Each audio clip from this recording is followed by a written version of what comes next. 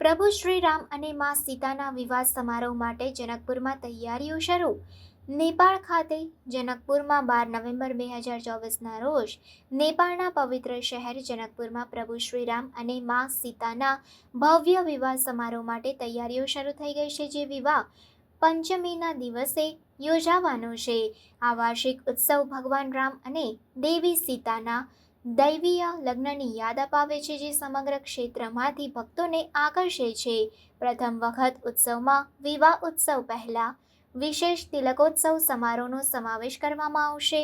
તિલક સમારોહ કરનારા વ્યક્તિઓ તિલક હર્ષ 16 નવેમ્બરે જનકપુરથી નીકળશે અને 17 નવેમ્બરે અયોધ્યા પહોંચશે. તિલકોત્સવ સમારોહ 18 નવેમ્બરે યોજાશે. વિવાહ પંચમી ઉત્સવને વિશાળ આધ્યાત્મિક મહત્વ છે, જે પ્રાચીન મહાકાવ્ય રામાયણમાં વર્ણવેલા ભગવાન રામ અને દેવી સીતાના મિલનને ચિહ્નિત કરે છે.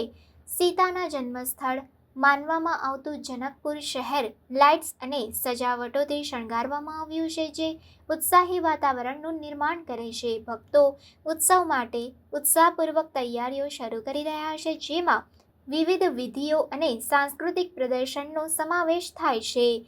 સ્થાનિક સમુદાય તૈયારીઓમાં ઊંડે સુધી જોડાયેલ છે, દરેક વિગતોને કાળજીપૂર્વક આયોજન કરી રહ્યા છે. આ ઇવેન્ટ મોટી સંખ્યામાં યાત્રાળુઓ અને પર્યટકોને આકર્ષવાની અપેક્ષા છે, જે ક્ષેત્રની સાંસ્કૃતિક અને આધ્યાત્મિક ચેતનાને યોગદાન આપશે.